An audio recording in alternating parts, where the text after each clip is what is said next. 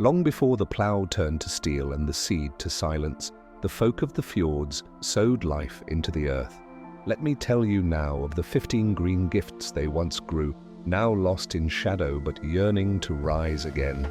Gather close, kin of frost and flame, and let me tell thee of Skirit, the sweet root of the old world, a treasure of the earth, long hidden beneath the furrows of time. White as winter's beard, yet sweet as honeyed mead, Skirit grew in the gardens of wise folk and freemen alike. It did not rise proud like barley, nor spread wild like nettle. Nay, it burrowed deep, weaving many slender roots, each one a thread of flavour, finer than any turnip or beet. Boiled in iron pots, roasted on hearthstones, or mashed into pottage with leeks and goat's milk, it brought strength to the arms of warriors and warmth to the bellies of babes. Yet now it lies forgotten, cast aside for blander kin. Will no hand lift it again from the soil? Skirit waits, my friends, with sweetness in its veins and stories in its flesh. Hear now of Alexander's green warrior of the wild coast, the herb that ruled before parsley dared grow bold, bold of scent, bitter of bite. Aye, this was no weakling's herb. It grew where salt met soil, fed by sea winds and Odin's breath. We stirred it into broths of fish and goat, and laid its leaves atop roasted flesh. It woke the tongue, sharpened the senses, and carried the fire of Thor to humble meals. More than food, it was medicine too. Its roots were boiled for bellies burdened, its stems chewed to cleanse the blood. Bring it back, I say, for in its bitter blade lies the taste of the north and the memory of our people. In lean years, when barley withered and beasts grew thin, we turned to a humble friend, good King Henry. Not a king in crown, but in worth. This wild green, iron-rich and bitter bold, fed both thrall and thane alike.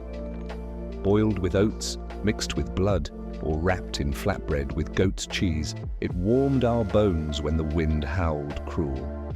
It came back each spring, unbidden and loyal, a perennial gift from the gods, needing no plough nor praise.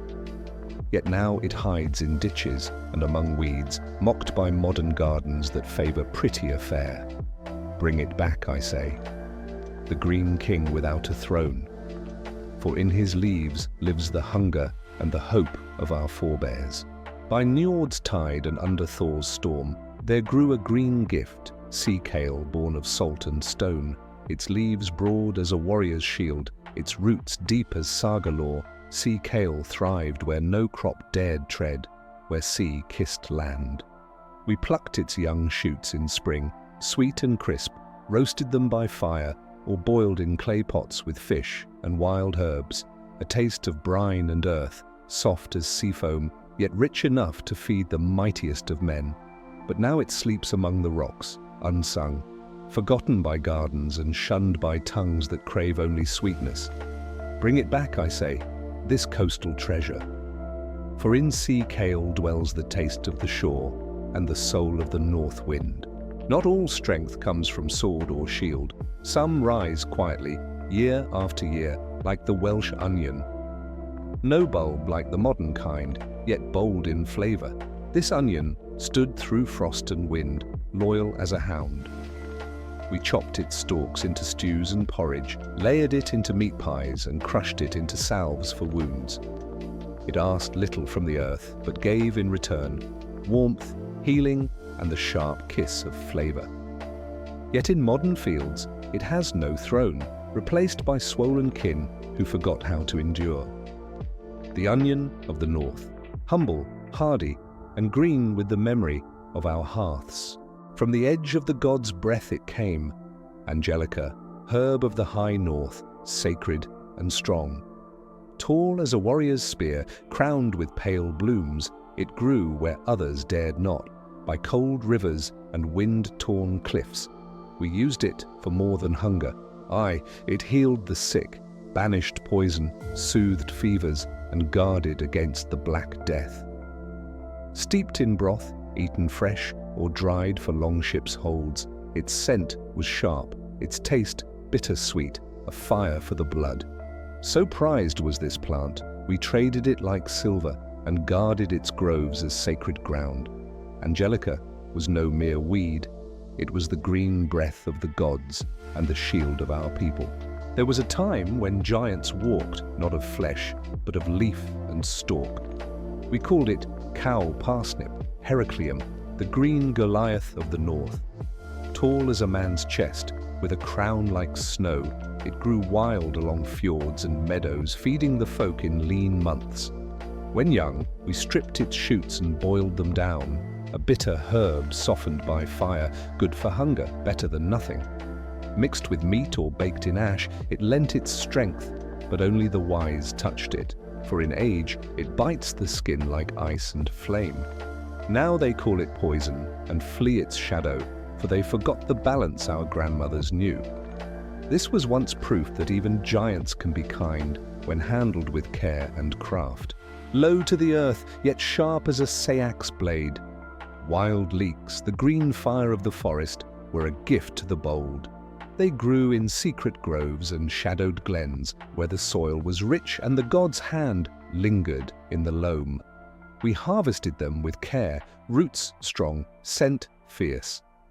Boiled in broths, laid raw on flatbread, or charred over flame. They stirred warmth in the belly and drove off rot, healed wounds, eased breath, and emboldened warriors before battle. But now, forgotten. Mocked as weed or left to waste, while lesser flavors rule the table of men who've lost their roots. In the wild leek's bite lies the old strength of the north and the taste of memory. Not all treasure lies in gold or iron. Some grows in dirt, plain and proud, like the greens of the turnip. We knew better than to waste a gift from the soil. The leaf fed us before the root, bitter and bold in early spring. Boiled with bone and barley, or fried in tallow, the greens gave strength when the snows had only just begun to melt. They cleansed the blood, drove out hunger, and reminded us that survival often wears simple leaves. Now cast aside by those who seek only sweetness, turnip greens lie unsung, as if they never stood between us and starvation. The humble greens of old, for in their bitterness lives the memory of our grit and our glory. In the gardens of jarls and thralls alike, there stood a plant with strength on its breath, lovage, the herb of might. Smelled from 10 paces sharp as a blade, lovage seasoned both stew and story, bold, bitter, and true. We stirred it into broths and blood sausage, a green fire that awakened even the dullest meat. But it healed as well as it flavored, a tonic for the stomach, a balm for battle-weary bones. Now it grows wild, unrecognized by modern hands, while its kin fill shelves but lack its soul. Beware its sting, they said, but we knew better. Nettle was no curse, it was strength. It grew wild and unyielding like a shield maiden's will, rich in iron, fierce in spirit, and sharp as a spear's kiss. Boiled, the sting died, but its power remained. We made soup, bread, tea, even cloth from its fibered stalk. It healed warriors, strengthened bones, and fed our people when all other greens had fled the field. Yet now, folk flinch from its sting and forget its gift. They fear what once gave us life and fire. Nettle, the warrior's herb, for in its sting is memory, in its leaf, endurance. Not every warrior bears a blade, some are leaf and stem. Sorrel, the sour tongue of the earth, sharpened every Viking feast. Its leaves, like green spears, cut through heavy fare, bringing bite to broth and song to the tongue. We tossed it in with eel, trout, or goat, its sharpness waking the belly from winter's long sleep. Even raw, it danced on the tongue, a taste of thunder and spring rains in a single bite. Now it hides in the wild, unplanted, unsung, while tame greens sit fat and dull on plates of men without memory. Bring back the sour jewel of the soil. For sorrel is the sharp whisper of the land and the taste of the old ways. In the days when iron was dear and hunger common, the gods gave us a humble gift, field peas, small but mighty. These little stones of life fed the fjord folk in lean years, boiled, dried, or mashed, lasting long after meat had vanished. We stirred them into stews beside bones and herbs. They thickened our broths and filled the bellies of warriors and thralls alike. No feast, yet no famine, when field peas graced the hearth. They were the quiet strength that saw us through the dark. But now, forgotten, pushed aside by flashier crops, their power buried under modern taste and pride. Lest we do not forget, in the field pea lies endurance. A warrior's food in the body of a seed. Not all fire comes from flame. The horseradish burns from root to tongue with the bold breath of the north. Buried deep in the cold ground, white as a winter's fang, this root was no mild herb. It woke the senses like a war horn. We grated it, fresh and fierce, served it with seal, with lamb, with bread still hot from stone. One sniff could clear the lungs, one bite could chase off cold, rot and cowardice. Yet now the root sleeps in silence, while blandness feasts where boldness once ruled. In horseradish lives the heat of our ancestors, the sharp tongue of the earth and the fire in the warrior's belly. Long before the orange pretender came, we knew the wild carrot, white, wiry and wise. It grew thin and stubborn in the hard earth, its flavor sharp, its scent rich with the breath of the land. We chopped it into stews with eel and nettle, or chewed it raw on the trail. Bitter, yes, but it gave us strength. Its flower marked the changing season, and its root fed us when game grew scarce and grain ran dry. Now but a memory, cast aside for sweetness and size, its wild soul is replaced by softness. Bring it back, I say.